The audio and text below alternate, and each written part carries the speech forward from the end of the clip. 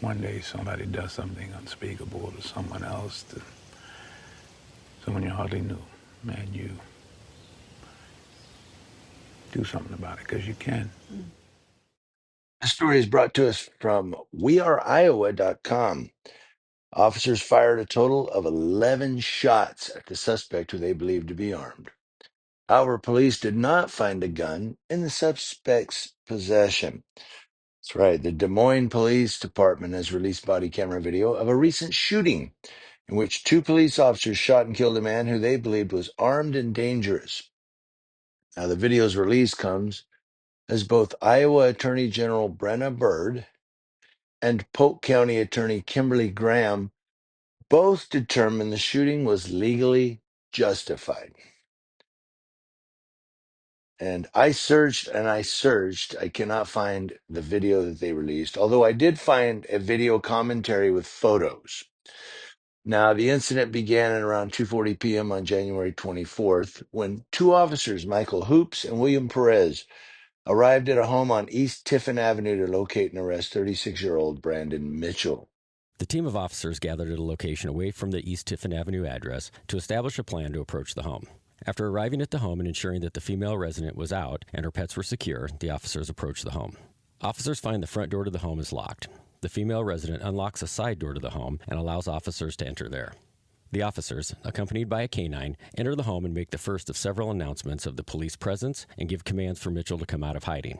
Over the next 4 minutes, officers repeat multiple times the announcement and command as they search the ground floor of the home. The officers then move up the stairs to the upper level of the home, again announcing their presence and commands for Mitchell to come out of hiding, and they begin a search of the upper level of the home.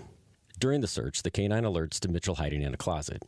Officer Perez moves a picture frame and sees Mitchell hiding on the floor. Over the next several seconds, Mitchell tells the officers not to touch him and tells them multiple times that he has a gun. The officers back away from the closet and tell Mitchell to show them his hands. As the officers retreat for cover, a sudden loud crashing sound is heard, which the officers perceive to be a gun being fired at them. Officer Perez fires 5 shots into the closet.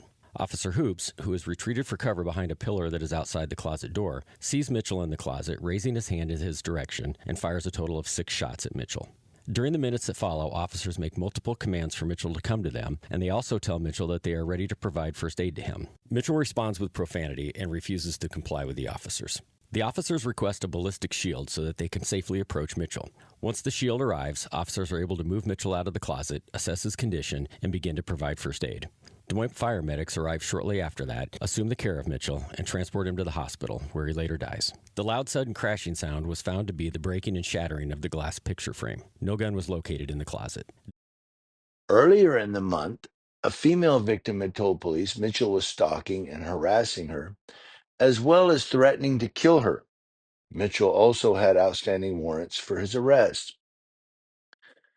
Now, quote, the officers learned that Mitchell has multiple prior felony offenses, violent tendencies, and is known to go armed, said Sergeant Paul Parizek.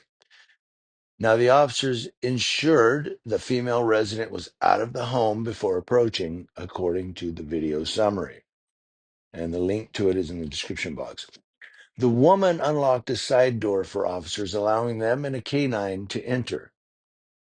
Police announced their presence at least twice on the main floor, ordering Mitchell to come out of hiding. Quote, the loud, sudden crashing sound was found to be the breaking and shattering of the glass picture frame, said Sergeant Perizek.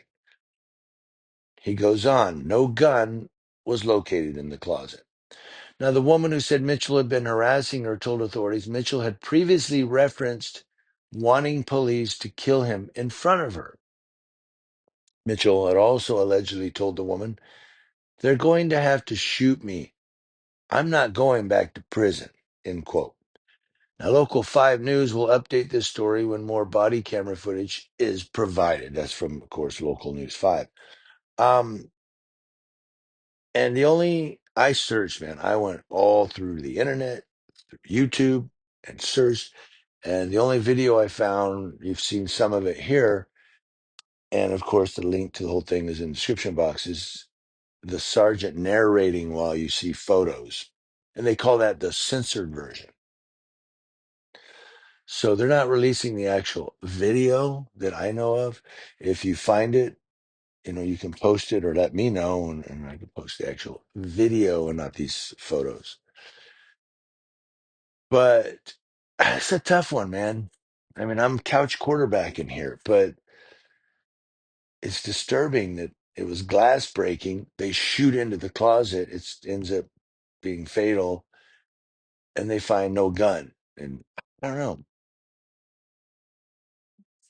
He said, according to them, but I don't know. Do we believe them? Do we believe what they say? Well, News 5 saw the video. I haven't seen the video, so I don't know. I'm a little skeptical.